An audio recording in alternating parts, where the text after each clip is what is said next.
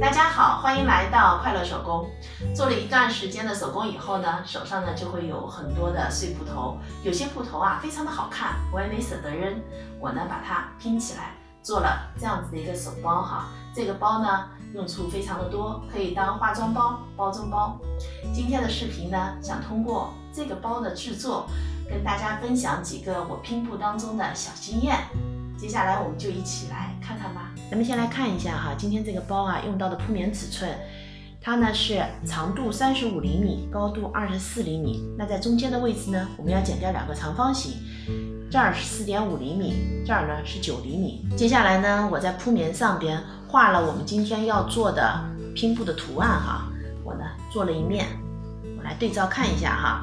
这个蓝色部分呢是1厘米的宽度，黄色部分是1.5厘米的宽度，那这个两侧呢宽度是4.5厘米，正好是我们打脚的宽度。这样的好处呢，是我能够很准确的知道我需要准备布片的大小和一会儿拼的时候的位置哈。在这儿提醒大家的是，像这个布片啊，说的是净尺寸，我们准备材料的时候呢，是需要放缝缝的。现在呢，我把面上的拼布做好了，烫上了铺棉，然后放了1厘米的缝缝。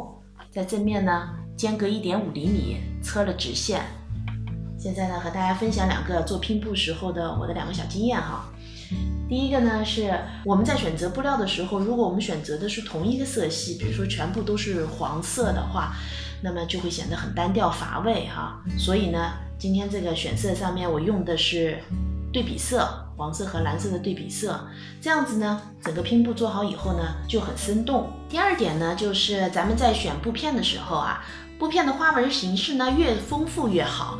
这个呢是圆点的、大花的、条子的，形式的多样呢，更能体现出拼布的效果了。根据面子的大小呢，我把里子也裁出来了。这个包呢还需要一根20厘米长的拉链。接下来呢，我们把面子对折，然后缝上侧边，也缝上底角。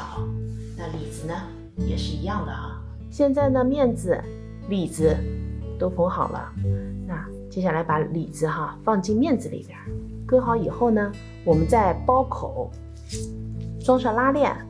装的时候呢，咱们从中心点向两边侧，这边固定半根，这边固定半根。包口的拉链呢装上了哈。现在我们用包边条把这个毛边呢给包上。包口的一圈呢包好了哈，最后我还是用手工完成的，机器实在是做不好。那这期内容呢就是这些了。如果您喜欢我的视频内容，请您点击加关注。咱们下期再见。